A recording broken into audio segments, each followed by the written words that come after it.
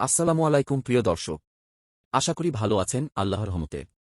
এইমাত্র পাওয়া আবহাওয়া দপ্তর থেকে সবচেয়ে গুরুত্বপূর্ণ খবর।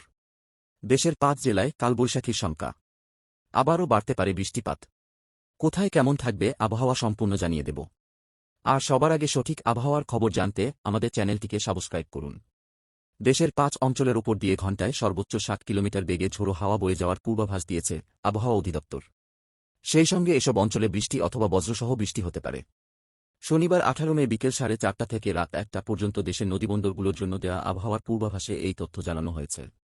আবহাওয়াবিদ এ.কে.এম. নাজমুল হকের সই করা বিজ্ঞপ্তিতে বলা হয়েছে, খুলনা, বরিশাল, পটুয়াখালী, নোয়াখালী এবং চট্টগ্রাম অঞ্চলগুলোর উপর দিয়ে পশ্চিম অথবা উত্তর পশ্চিম দিক থেকে ঘণ্টায় ৪৫ থেকে ৬০ কিলোমিটার বেগে অস্থায়ীভাবে দমকা বা ঝোড়ো হাওয়াসহ বৃষ্টি অথবা বজ্রসহ বৃষ্টি হতে পারে।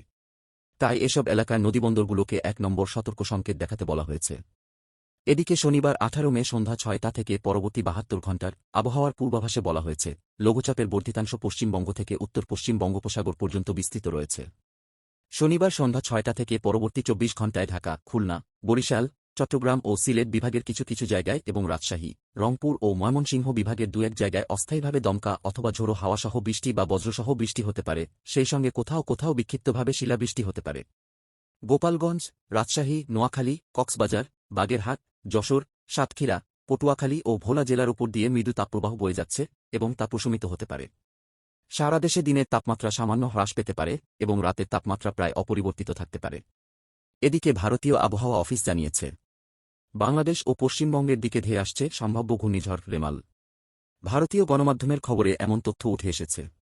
দেশটির আবহাওয়া অফিস সম্প্রতি জানিয়েছে, চলতি মাসের শেষের দিকে উপকূলে আছড়ে পড়তে পারে ঘূর্ণিঝড়টি। তবে বঙ্গোপসাগরে ঘূর্ণিঝড়টি সৃষ্টি হওয়ার আগ পর্যন্ত এর গতিবিধি ও প্রভাব সম্পর্কে এখনই কিছু বলা যাবে না বলে জানিয়েছেন বাংলাদেশ আবহাওয়া অধিদপ্তরের আবহাওয়াবিদ মো. তরিফুল নেওয়াজ কবির। এই রকম লেটেস্ট খবর জানতে আমাদের চ্যানেলটিকে সাবস্ক্রাইব করুন।